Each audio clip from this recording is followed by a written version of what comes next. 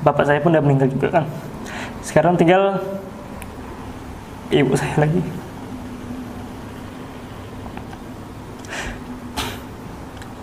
Ya, untuk ibu saya,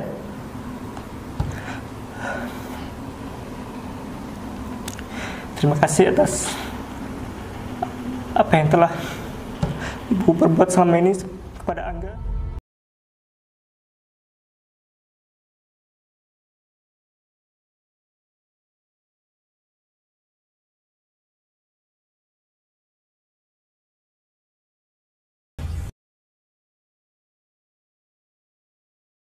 Assalamualaikum warahmatullahi wabarakatuh. Teman-teman semuanya, kebanyakan dari kita mungkin akan beranggapan bahwasanya menghafal Al-Quran adalah sesuatu yang sangat sulit. Karena bayangin aja deh, Al-Quran tebalnya segini banyak, ayatnya itu ada lebih dari 6.000 ayat, halamannya itu ada lebih dari 600 halaman. Itu kita hafal.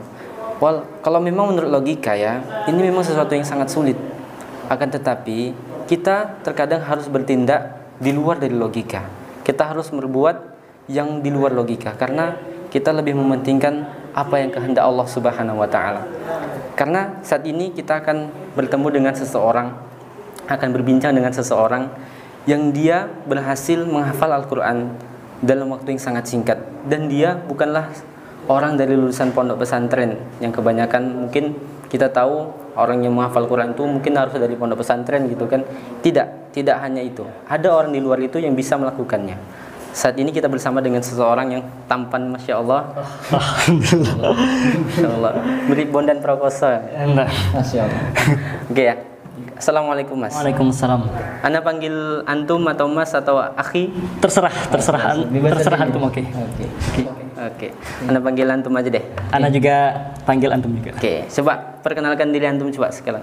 Oke, perkenalkan, nama saya Erlangga Dwiata, bisa dipanggil Angga. Saya lahir di Pekanbaru tanggal 31 Desember tahun 2000, di akhir tahun ya. Akhir tahun. Itu belum sampai ke 2001. Jadi saya masih di angkatan 2000. Jadi umur 19. Masih muda ya? 19 tahun 7 bulan. 19 tahun 7 bulan.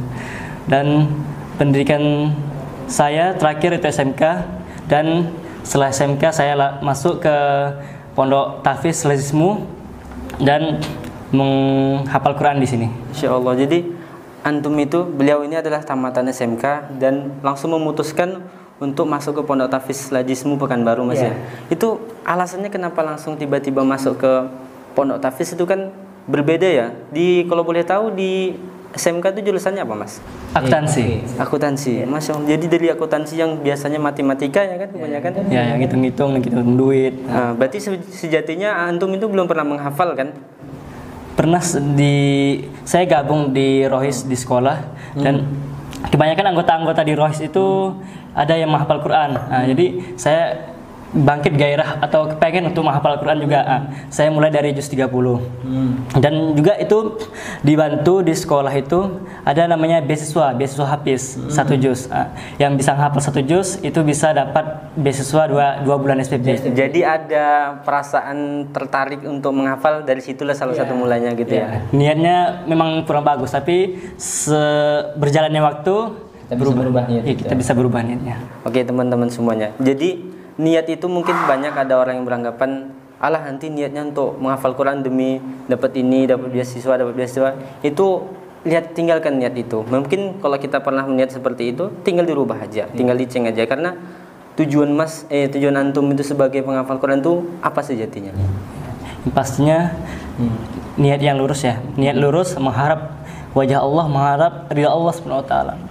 Sehingga insya Allah kalau misalnya kita mengharap niat tulus kepada Allah Subhanahu wa Ta'ala, maka Allah itu bisa limpahkan lebih dari apa yang kita niatkan yang tidak lurus sebelumnya. Misalnya saya niat mencari beasiswa untuk masuk universitas dalam negeri atau luar negeri. Misalnya kalau kita niat tulus kepada Allah Subhanahu wa Ta'ala, maka Allah itu bisa lebihkan kita yang beasiswa dalam negeri itu. Bisa jadi salah bola gitu.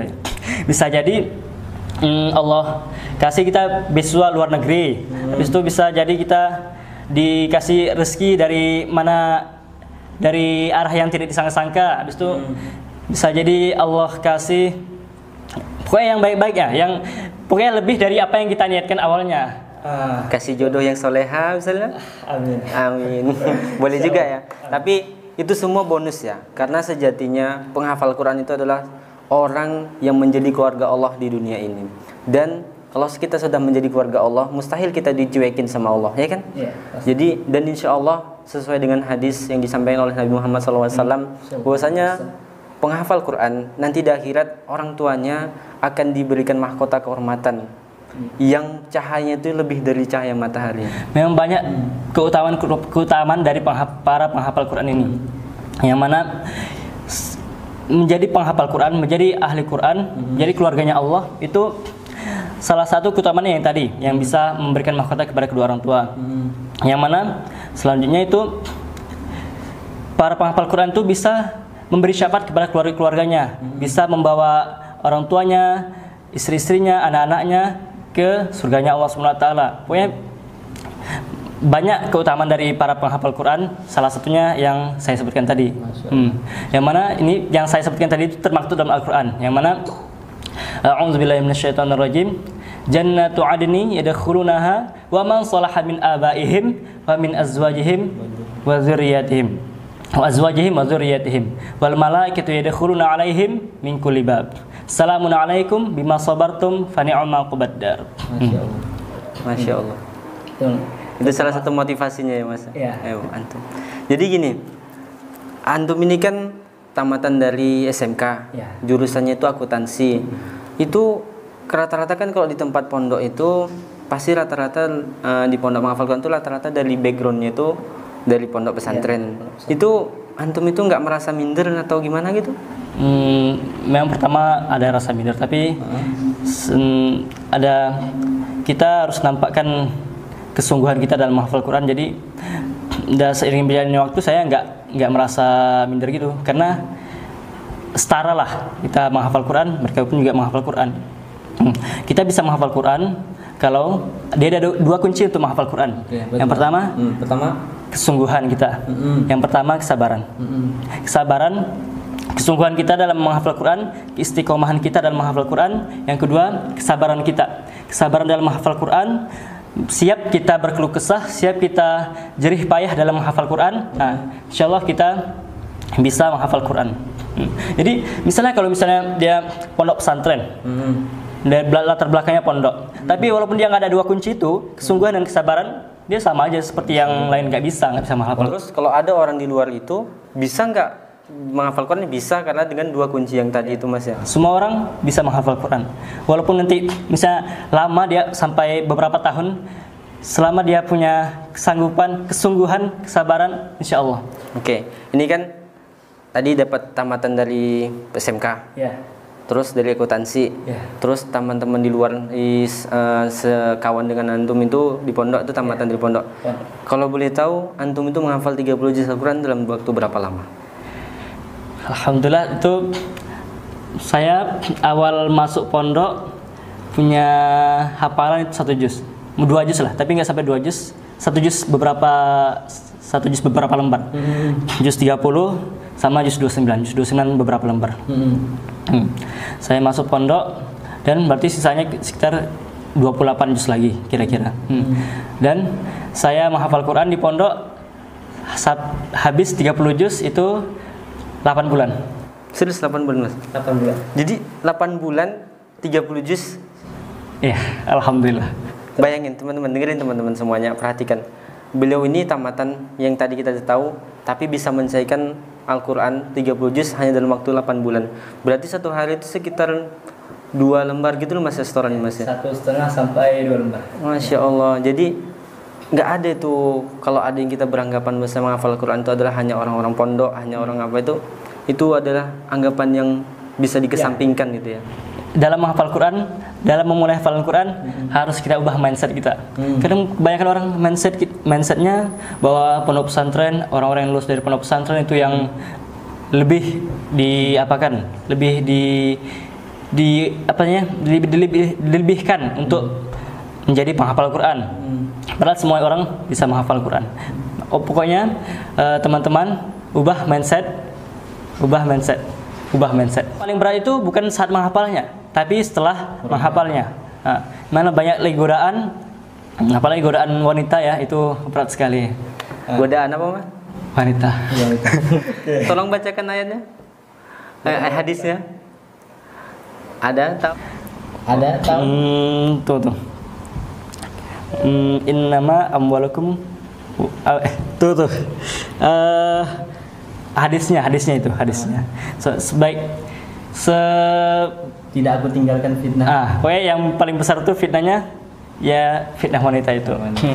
Jadi target Angga nih, antum nih kan setelah ini sekarang udah 30 juz dan alhamdulillah itu hafalannya juga sudah lumayan kuat, tapi masih perlu proses pengulangan yang lebih banyak lagi.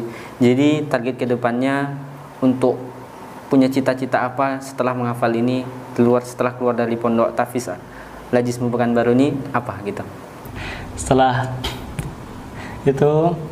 saya selesai dari pondok ini, setelah diwisuda lulus dari pondok ini, saya itu rencana pengen kuliah. Saya kuliah yang universitas yang buka pendaftaran jalur Tahfiz. Insya Allah saya coba semuanya.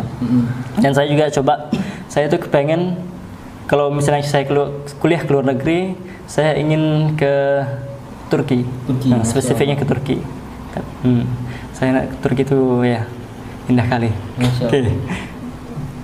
Dan juga kalau misalnya cita-cita, maka cita-cita saya takut ketawa nih orang. Ini perlu. Saya tuh kepengen cita-citanya kayak mana ya? Cita-cita saya tuh yang mana menjadi orang yang paling kaya di dunia ini. Masya Allah. Setelah Nabi Sulaiman nggak bisa. Setelah Nabi Sulaiman ya nggak bisa.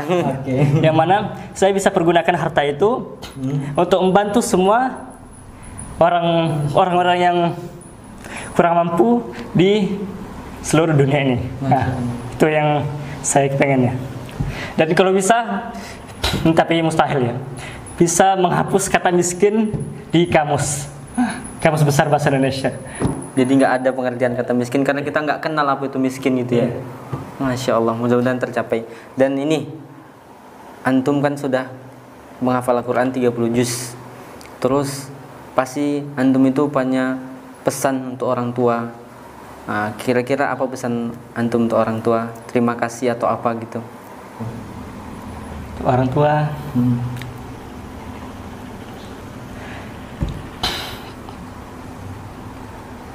aduh sedih saya. Sedih kenapa? Kepada abang, kepada adik juga tidak sanggup bagi kami untuk membalasnya. Yang mana insya Allah hanya sudah menjadi menghafal Quran, yang mana hanya bisa memasangkan mahkota kepada ibu juga bapak. Dan mudah-mudahan Bapak dilapangkan kuburnya oleh Allah SWT, dilindungi dari azab kubur, insya Allah.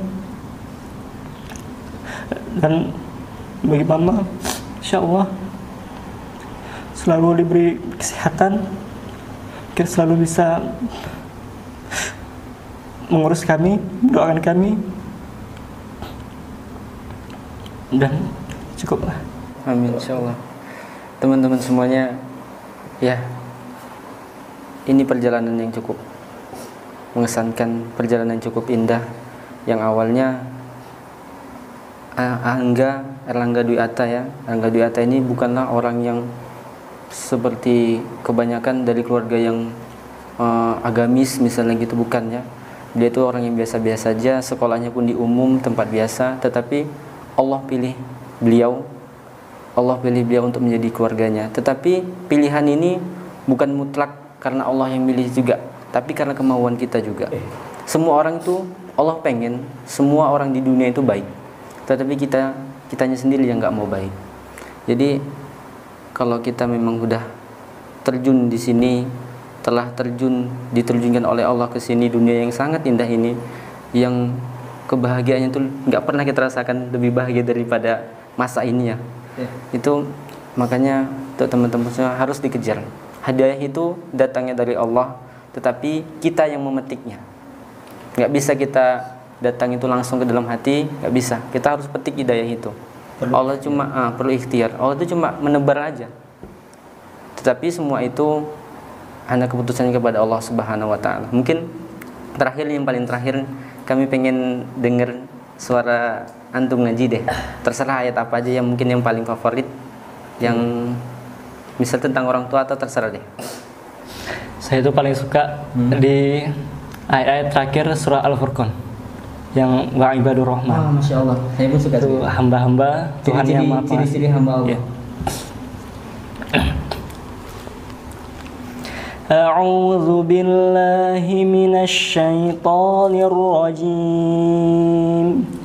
Bismillahirrahmanirrahim. وعباد الرحمن الذين يمشون على الأرض هونا وإذا خاطبهم الجاهلون قالوا سلاما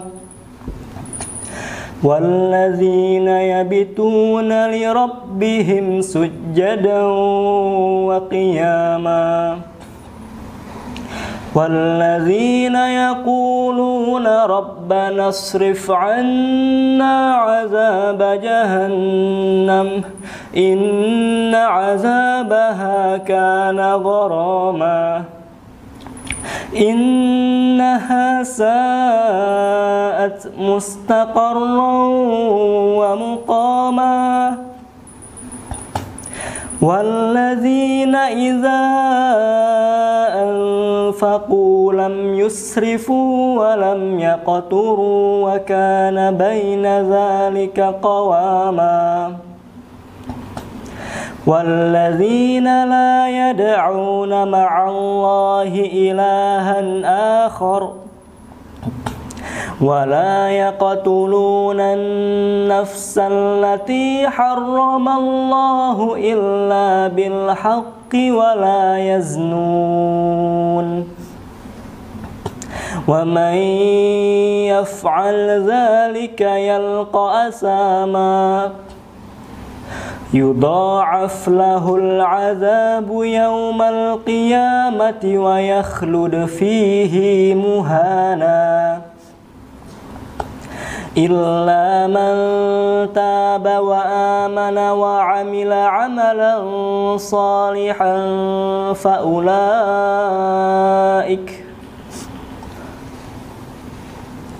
فأولئك يبدل الله سيئاتهم حسنات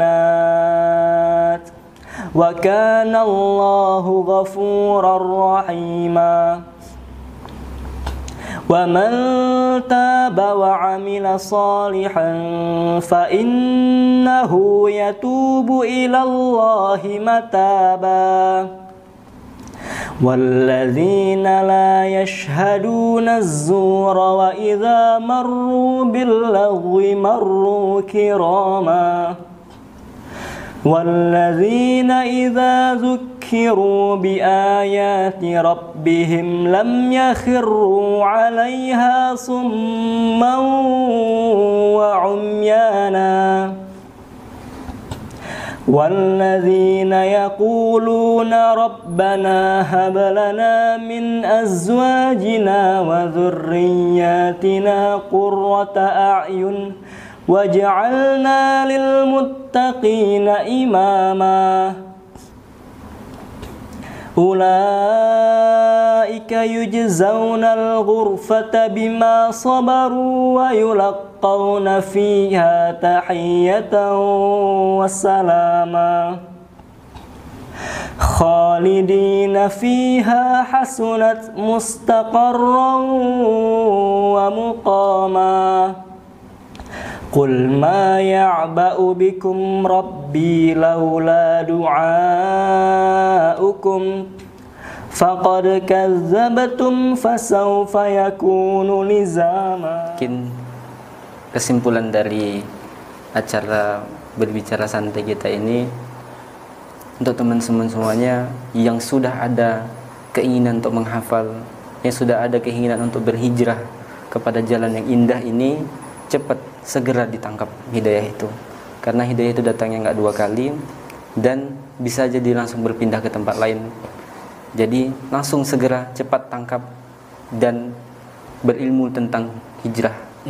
Jangan kita hijrah tanpa dasar ilmu. Setelah kita punya keinginan hijrah, langsung cari ilmu gimana menjadi orang yang baik sesuai dengan tuntunan Allah dan Rasulnya Sallallahu Alaihi Wasallam.